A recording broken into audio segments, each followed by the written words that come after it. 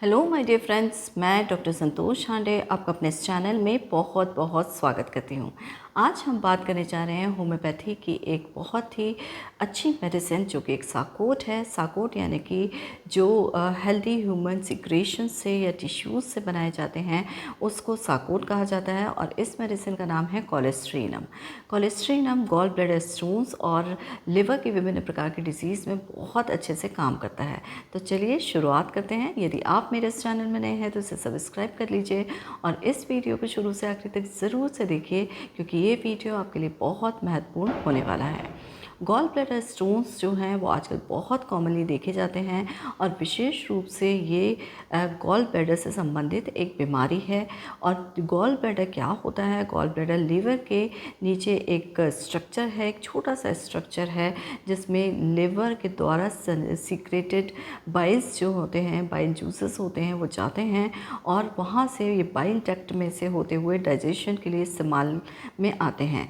Bile जो है वो डाइजेशन में काफ़ी ज़्यादा हेल्प करता है। तो जब ये गॉल ब्लैडर में ये बाइल जाता है तो वहाँ पर किसी वजह से जो बाइल की केमिस्ट्री होती है उसमें चेंज होने की वजह से ये स्टोन्स के रूप में लक्षित होता है।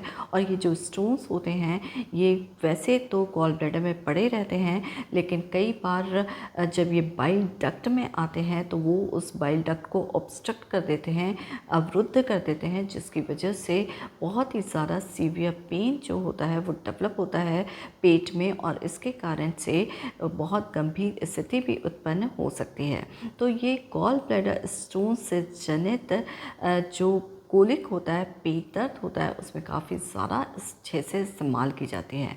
तो चलिए हम देखते हैं कि विभिन्न प्रकार की कौन सी ऐसी डिजीज़ेस होती हैं या स्थितियां होती हैं जिनमें कोलेस्ट्रीनम का इस्तेमाल किया जाता है। एक बात मैं आपको कॉमनली बता देती हूँ कि कोलेस्ट्रीनम ऐसा पाया गया कि ये 3x पोटेंसी में काफ़ी ज़्यादा यूज़फुल है। तो पहले सिम्टम के रूप में देख लेते हैं गॉल ब्लैडर से संबंधित डिजीज़ में। तो गॉल ब्लैडर से संबंधित दो प्रकार की डिजीज़ में काफ़ी ज़्यादा हेल्पफुल है। पहली जो स्थिति है वो है गॉल ब्लैडर कोलिक, यानी कि गॉल ब्लैडर के कारण से उत्पन्न जो पेट दर्द होता है उसमें काफ़ी ज़्यादा हेल्पफुल होती है। तो कैसा होता है ये दर्द? ये यूजुअली जो दर्द होता है वो राइट साइड के एब्डोमेन में या पेट के ऊपरी भाग में अक्सर महसूस किया जाता है।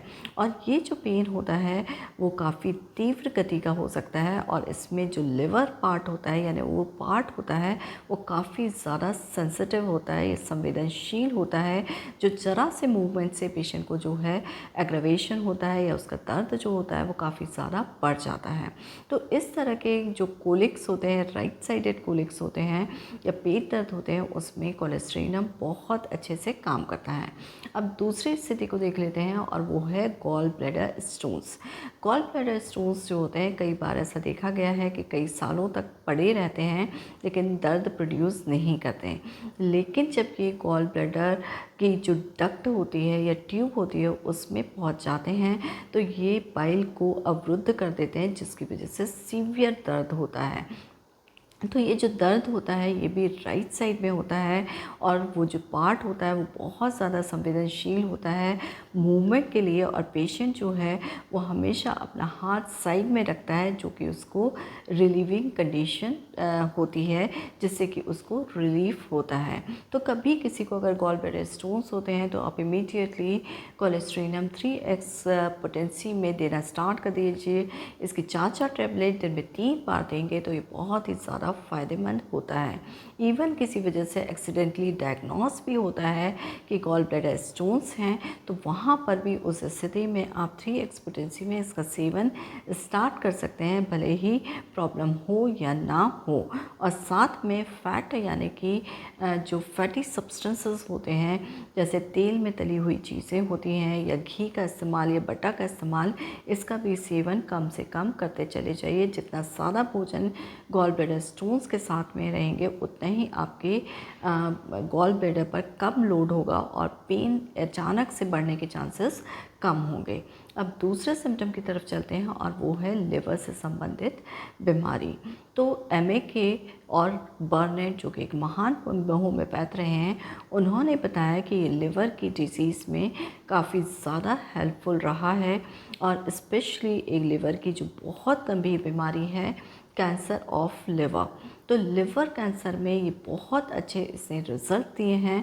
तो इसे बर्नेट ने भी प्रूव किया और एमएके ने भी इसके बारे में बताया।